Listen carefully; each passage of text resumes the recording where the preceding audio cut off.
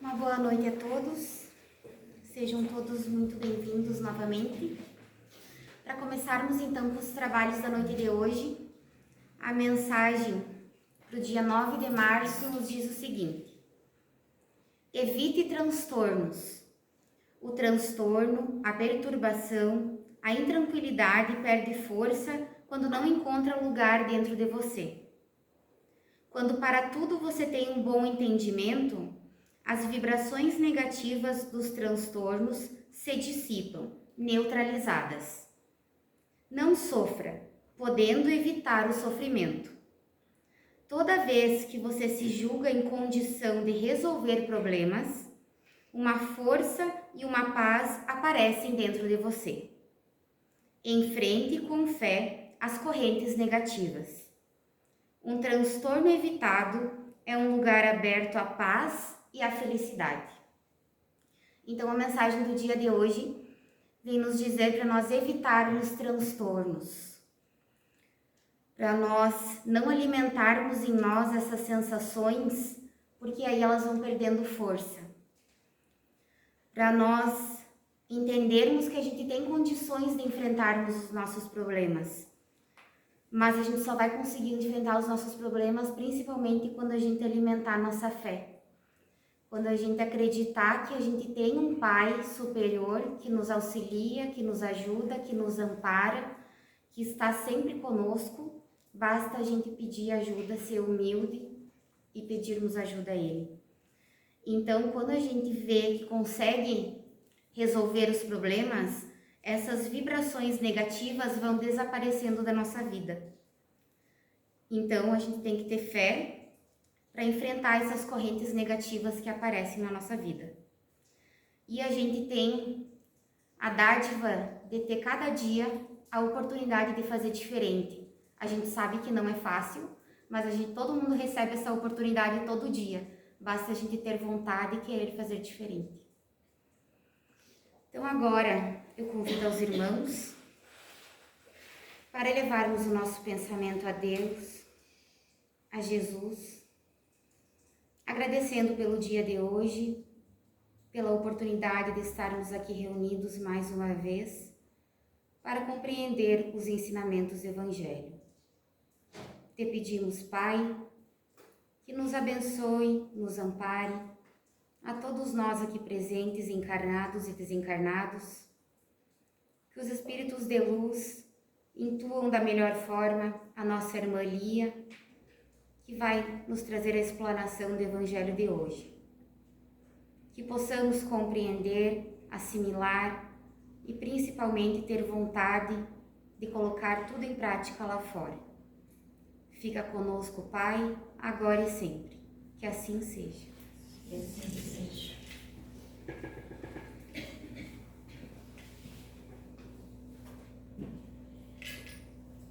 Uma boa noite a todos. Sejam todos muito bem-vindos. Então, nós vamos, na noite de hoje, dar sequência ao estudo do Evangelho, capítulo 2, Meu reino não é deste mundo. E hoje nós vamos ver os itens 5, 6 e 7, que falam para nós sobre o ponto de vista.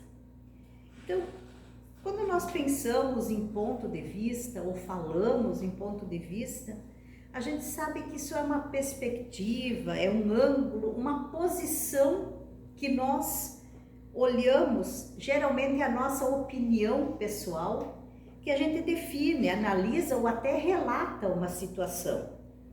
Então, quantas vezes a gente vê postagens nas redes sociais e aí todo mundo tem uma opinião, um ponto de vista sobre aquilo.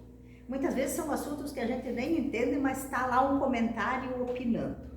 Então, o ponto de vista seria isso, um relato de uma situação moldado conforme a nossa experiência, a nossa cultura, nosso entendimento, até não, às vezes sobre a nossa crença. Então, eu estou dizendo com isso que é o meu modo de ver essa situação. E hoje, então, o Kardec traz para nós, nesses itens do Evangelho, o ponto de vista de uma situação, que eu vou fazer a leitura, mas não o ponto de vista dele sobre esse assunto. o ponto de vista que nós devemos perceber e entender as lições do Espiritismo. Então eu vou fazer a leitura do item 5, nós vamos analisar, depois 6 e o 7. Então, para nós começarmos, o item 5 desse capítulo, ponto de vista, diz para nós assim: a fé na vida futura transforma profundamente a forma como o ser humano encara a vida terrena, passando a vê-la como transitória e passageira. Essa compreensão gera paciência diante das tribulações, calma interior e retira da morte o seu caráter pavoroso, compreendendo-a como libertação e acesso à paz. Em contrário, a descrença no porvir leva o homem a valorizar excessivamente os bens materiais, tornando-o vulnerável à angústia, ao sofrimento moral e às frustrações, pois tudo assume proporções exageradas. Assim, quanto menor a fé na vida futura, maior a importância atribuída às coisas terrenas. Então, um texto pequeno, mas que diz tanto para nós. Então, vamos analisar. Do ponto de vista desse texto, o que ele quer dizer para nós com vida futura? Então, a vida futura refere-se à continuação da existência da nossa alma após a morte. É considerado o principal objetivo da nossa evolução e a base dos ensinamentos morais do Cristo. Ele veio deixar bem claro para nós que não é só essa vida. Existem muitas moradas na casa do meu Pai, ele disse, e também muitas existências para nós. Nós temos uma vida e várias reencarnações. Então, a cada nova existência é um aprendizado e um período para aprimoramento moral, plantando os frutos que serão colhidos na realidade espiritual. Então, nós já sabemos que nós reencarnamos inúmeras vezes, algumas vezes no mesmo núcleo familiar, outras vezes em outros núcleos. A certeza que nós temos é que nós não estamos nessa existência, em nenhuma outra que nós já vivemos e nas próximas que virão, não estaremos nunca no endereço errado.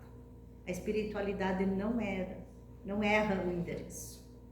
Então nós estamos onde e com quem nós precisamos estar. Do ponto de vista desse texto, o que ele quer dizer com fé no porvir? A fé é uma crença inabalável num futuro promissor. Está fundamentada na certeza da imortalidade da alma e da justiça divina. Nem todos nós temos essa crença e essa fé desenvolvida. Fé não é uma coisa que a gente vai lá na farmácia e compra. Nós precisamos desenvolver. Então, baseado nas questões da lei de causa e efeito, eu sei que conforme aquilo que eu planto, eu vou colher. Mas eu tenho certeza, a minha fé me dá essa certeza, que a justiça divina é imparcial. Ela vai agir conforme o meu agir. E Deus não castiga ninguém. A minha consciência cobra aquilo que eu não faço direito. Então eu sei, eu posso até culpar o outro pelas questões que eu estou passando, mas eu sei que aquilo que eu plantei eu tenho que colher. Ninguém semeia espinho e depois colhe flores. Por mais que as rosas tenham ambos, sempre vai ter algo que vai predominar. Então eu sei se o que eu estou espalhando. Quando ele fala em vida terrena e transitoriedade, do ponto de vista do Espiritismo, nós podemos entender que O que eu estou vivendo aqui é transitório, é passageiro. Eu sou uma alma que está vivendo uma experiência terrena. Eu não sou um corpo que vai ter uma experiência espiritual, porque nós somos espírito. A matéria é essa existência e as outras todas, mas nessa eu estou vivendo aquilo que eu preciso aprender para essa existência. Então, essa brevidade, ela serve como, além da passagem temporária, é um campo de aprendizado para um espírito imortal. Então, muitas vezes a gente ouve que nas literaturas, ou nos filmes, ou nas palestras, que ninguém está aqui a passeio. E isso é muito verdadeiro. Muitas vezes a nossa vida é cheia de tribulações, a gente tem um problema hoje, vai, luta, resolve, amanhã tu pensa, eu vou respirar. E aí já vem outro. E aí vem mais outro. Então a nossa vida, ela é assim, ela é uma sucessão de situações. Agora, se eu achar que a minha vida é só problema, eu dou um peso muito grande para ela. A nossa vida é cheia de situações, algumas mais leves, outras mais pesadas, mas que eu sou capaz de resolver. Ainda do ponto de vista do texto, moralização, paciência e calma de espírito. Quando nós conseguimos unir essas três atitudes, ou seja, moral, paciência e calma de espírito, a gente vai formando uma vida mais serena, ou como se diz, uma paz interior. Eu vou dando essa serenidade para os meus dias, que tornam as situações e tribulações e transtornos, como dizia a mensagem inicial, uma situação mais leve. Mas isso não me torna passivo. Agora eu estou com essa paz interior, vou deixar tudo acontecer. Não. Eu tenho força, eu tenho fé para agir, para resolver, para buscar, sem deixar que as agitações e tribulações abalem essa minha paz. Quem conquista essa paz interior, o mundo está cheio de tribulações, cheio de problemas, e a pessoa vai dizer, Deus sabe o que faz. Aí cada um de nós pode resolver se já achou essa sua paz ou ainda não. O texto também fala de libertação e morte. O texto diz para nós que a morte é encarada como uma libertação, um retorno à verdadeira vida espiritual. Remove o medo do fim definitivo. O Espiritismo trouxe uma situação que diz: o Espiritismo matou a morte. Porque o Espiritismo nos explica que quem morre é só o nosso corpo material. O nosso espírito continua vivo, evoluindo em outros planos, se organizando, aprendendo para retornar. Isso traz consolo para nós, porque nós sabemos que a gente trabalha, cria uma família, morre, acabou tudo. Não é assim que funciona. Então, quando o Espiritismo diz quem morre é só o teu corpo físico, isso nos traz serenidade e consolo. Sobre os bens materiais que o texto nos fala, tem uma frase que diz: enquanto os bens materiais tiverem mais valor que a essência de um ser humano, as pessoas continuarão serem tratadas como mercadorias. E muitas vezes nós fizemos uma bagunça, a gente confunde aquilo que tem preço e aquilo que tem valor. Daniel Pierre tem uma frase que diz assim: todo mundo tem um preço, e aqueles que dizem que não tem, geralmente são os mais baratos. Aí a gente fica pensando, meu Deus, as pessoas não têm preço, as pessoas devem ter valor, e As coisas é que tem preço. O carro, a casa, o sapato, a roupa, isso tem preço. Isso eu vou lá e compro. Mas uma pessoa, ela não pode ser comprada nem vendida. E como nós confundimos, muitas vezes a gente diz, olha o valor do meu carro, olha o valor da minha casa. Isso tem preço. As pessoas, as almas têm valor. Nós precisamos fazer essa diferença e ensinar aos nossos filhos essa diferença. Sobre a angústia. O ponto de vista do Espiritismo sobre a angústia é que nós levemos uma vida com mais leveza. Mas aí nós podemos analisar do nosso ponto de vista material. Estar angustiado é viver um estado emocional de profunda aflição, opressão e desamparo.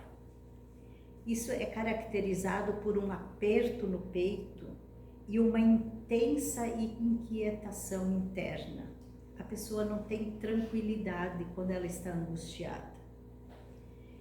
Essa angústia ela é gerada por uma mistura de medo, culpa, tristeza, incerteza, e ela vai trazendo esses sintomas físicos, falta de ar, um nó na garganta e até sintomas psicológicos. E por que eu trouxe a angústia? Porque ontem nós comemoramos o Dia Internacional da Mulher.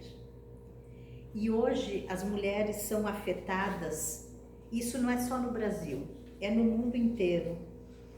Elas são as mais afetadas nas questões de depressão, nas questões de problemas para dormir e nos sintomas de laudos de burnout, que é aquela exaustão física, mental e emocional. E por que isso? As mulheres ficam angustiadas porque elas têm uma carga muito grande para carregar. Casa, filhos, o trabalho, a empresa, e ainda elas são cobradas que têm que estar lindas, cheirosas, produzidas, descansadas. Quem dá conta de tudo isso? Então, do ponto de vista do Espiritismo, devemos levar uma vida com mais leveza, com fé, com certeza na vida futura, mas a vida material nos cobra isso tudo. Como equilibrar? Como fugir dessa angústia? As coisas terrenas, as coisas materiais, elas têm, do ponto de vista do Espiritismo, são passageiras, deveriam ser passageiras, breves, e servem como instrumento de aprendizado. Nem sempre nós conseguimos entender, compreender e viver a vida nessa situação. Nós temos responsabilidades com as nossas coisas materiais. Nós, se não trabalharmos, não tivermos as nossas reservas, seremos um peso para a sociedade. Novamente, nós precisamos entender que ao levar uma vida com leveza e responsabilidade, eu estou vivendo de acordo com aquilo que o Espiritismo prega.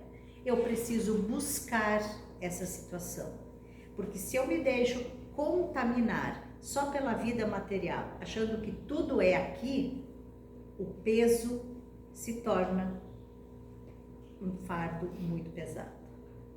Então, que nós tenhamos essa compreensão de que, do ponto de vista espiritual, a vida deve sim ser vivida com leveza e com certeza de que não estamos sozinhos. Ainda no item 6 do Evangelho, o texto diz assim: ainda que o homem compreenda que a vida na terra é passageira, ele não deixa de buscar o bem-estar e o progresso. Isso faz parte das leis naturais de conservação e evolução. Trabalhar, melhorar as condições de vida e buscar conforto não é errado. Ao contrário, é cumprir os desígnios divinos. O que Deus condena não são os prazeres terrenos, mas o abuso deles quando colocados acima do crescimento espiritual. Quem mantém o pensamento na vida futura encara as dificuldades com mais serenidade, pois entende que as perdas materiais são pequenas diante da eternidade. Já quem vive apenas para a vida terrena, sofre intensamente com qualquer perda, como se tudo estivesse limitado ao presente. Deus não condena os gozos terrenos, mas sim seu abuso. Nos diz que eles não devem ser colocados acima das coisas da alma. Quem compreende que a terra é uma passagem temporária, dá ao presente apenas a importância relativa, suportando melhor os insucessos e as perdas, pois mantém o pensamento no destino espiritual. Então o texto nos diz que a certeza da vida futura leva o homem, não deve levar o homem a negligenciar a vida terrena. Pelo contrário, o ser humano, movido pelo instinto de conservação e progresso, busca naturalmente o bem-estar e trabalha para melhorar suas condições. Então, nós não devemos nunca nos desesperar com as situações terrenas que nos acontecem. Quando eu estava preparando e fazendo a leitura do Evangelho, me veio muito à mente esses adesivos que entram na moda, né? E agora tem um que está muito na moda, que a gente vê em camisetas, em bonés, em adesivos dos carros, que é aquela palavra fé representada como uma cruz. Acho que a maioria das pessoas já viram, né?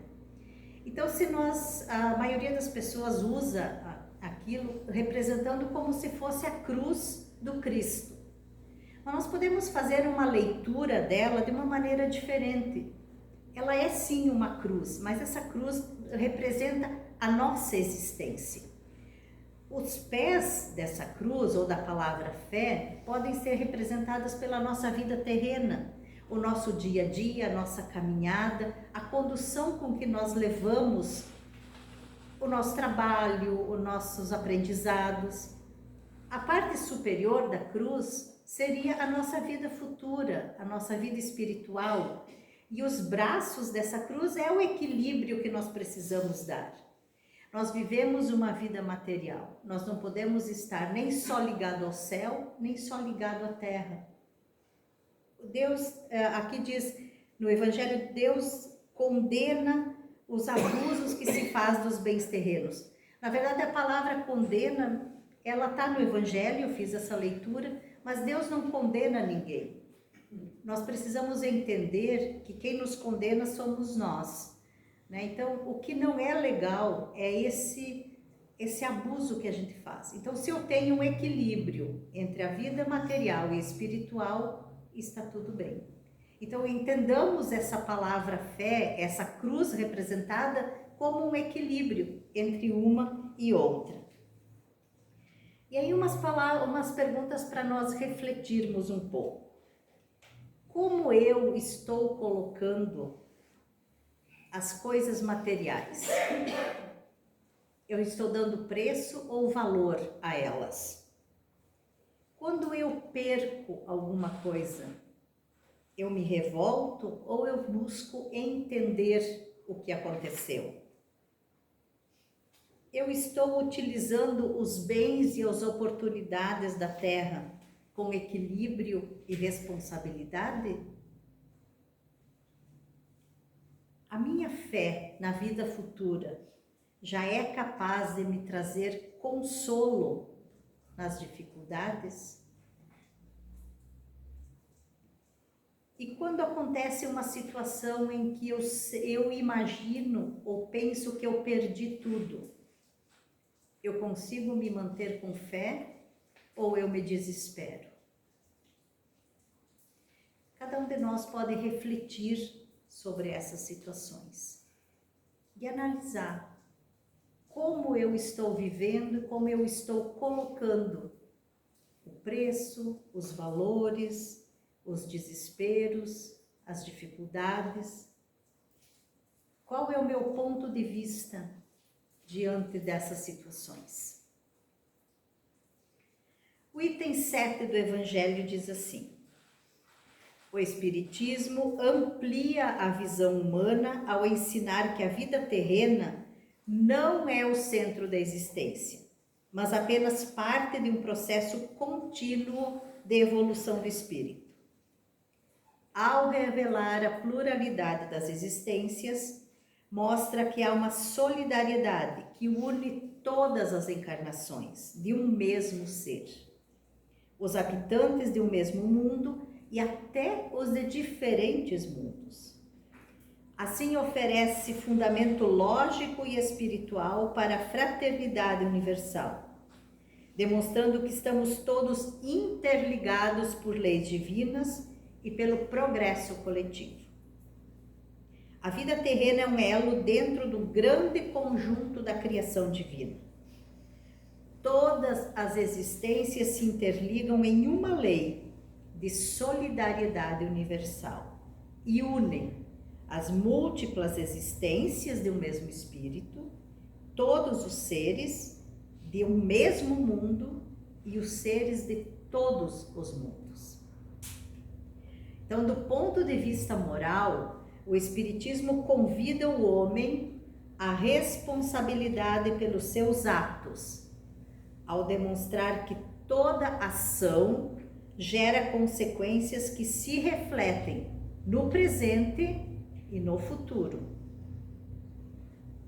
Ensina que não há privilégios, nem condenações eternas, mas oportunidades contínuas de aprendizado e reparação, conforme a lei de causa e efeito.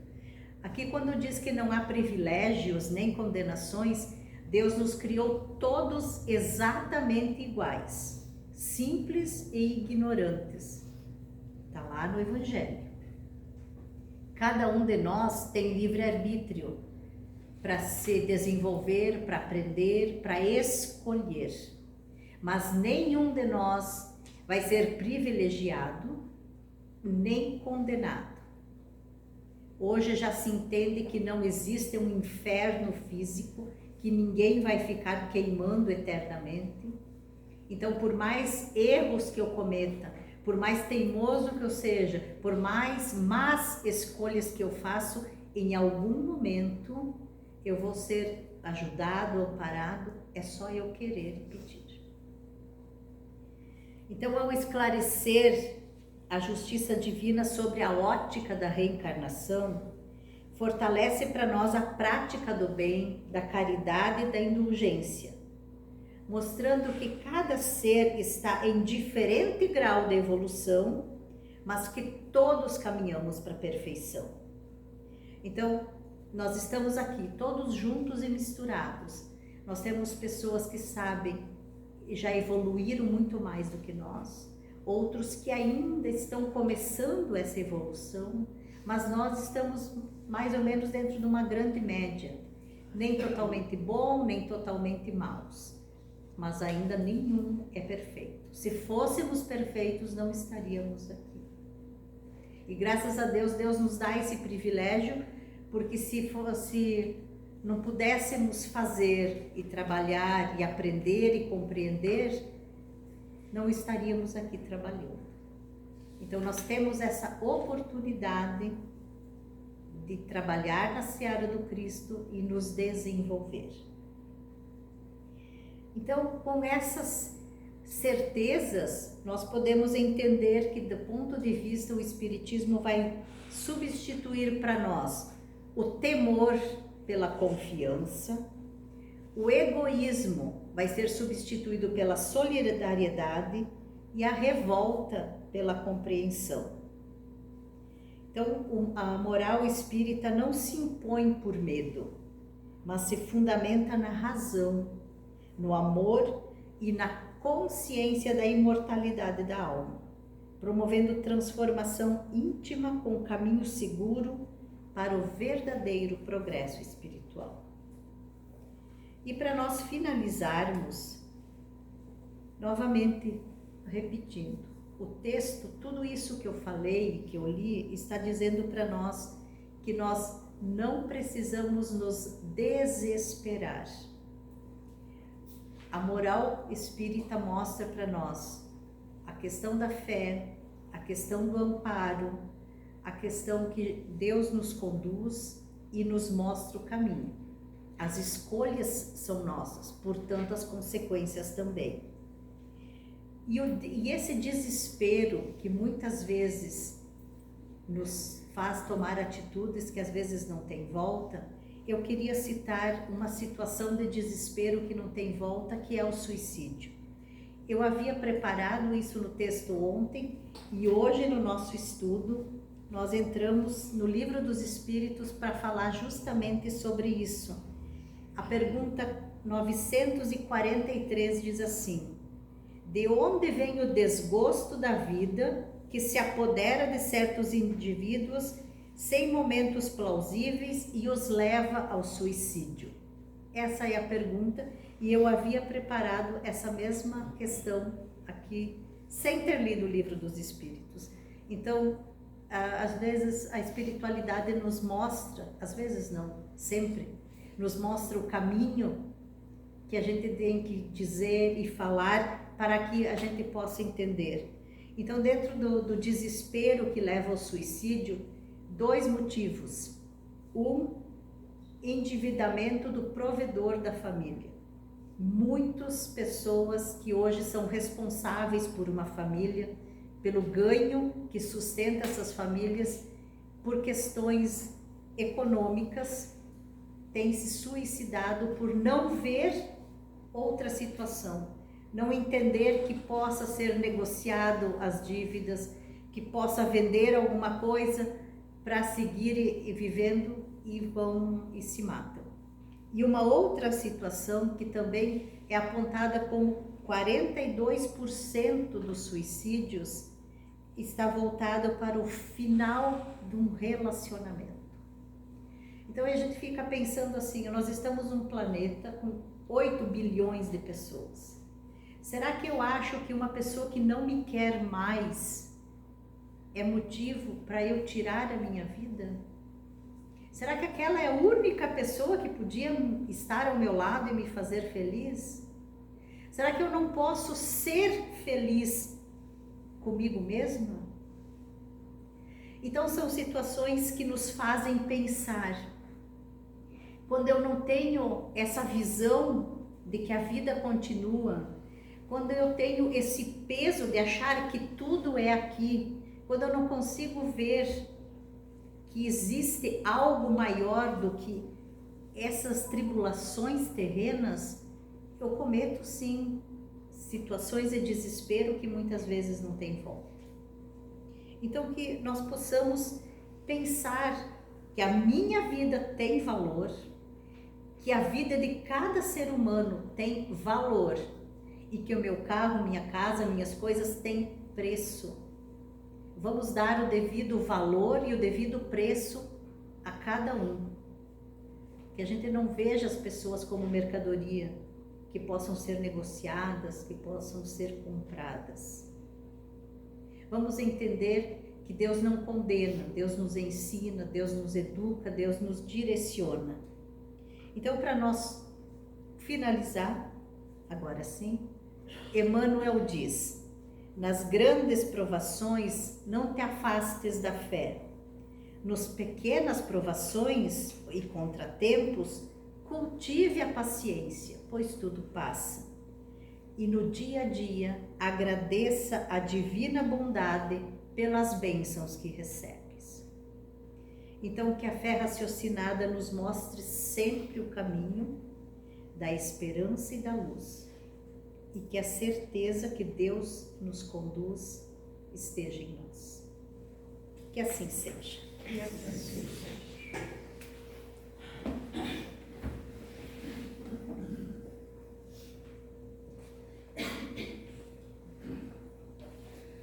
Nós ainda antes falávamos no estudo, né, Lia, dessa questão do suicídio, que muitas pessoas colocam a responsabilidade, o compromisso da felicidade delas em outra pessoa.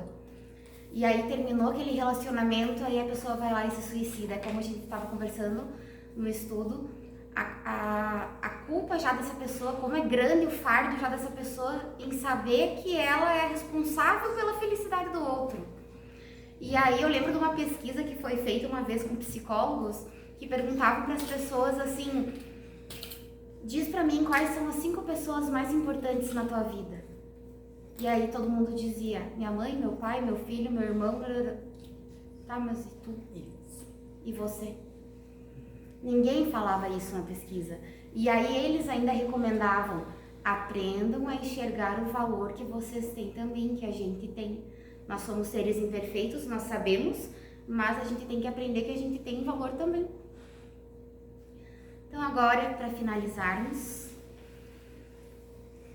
seguimos conectados em Deus e em Jesus e agradecemos pelos ensinamentos da noite de hoje, pela explanação que nos foi concedida.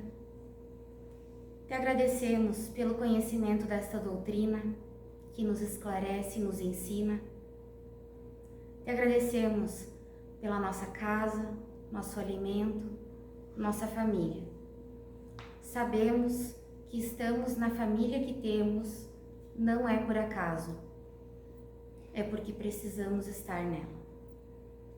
Te pedimos, Pai, que nos abençoe, nos ampare, nos ilumine. A todos os doentes do corpo e da alma. Aqueles irmãos cujos nomes estão na caixinha de entrada desta casa, que recebam o amparo e aquilo que mais precisam. Te pedimos também que abençoe aquelas pessoas que cada um tem agora no pensamento. Que suas bênçãos se estendam a todas elas. Te pedimos que fluidifique a água, que ela se torne um bálsamo para o nosso corpo e nosso espírito. E te rogamos também, Pai, auxílio aos passistas, que possam desempenhar bem a tarefa e possam transmitir as energias necessárias que cada irmão tanto necessita.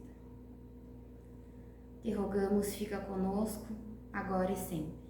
Que assim seja. Que assim seja.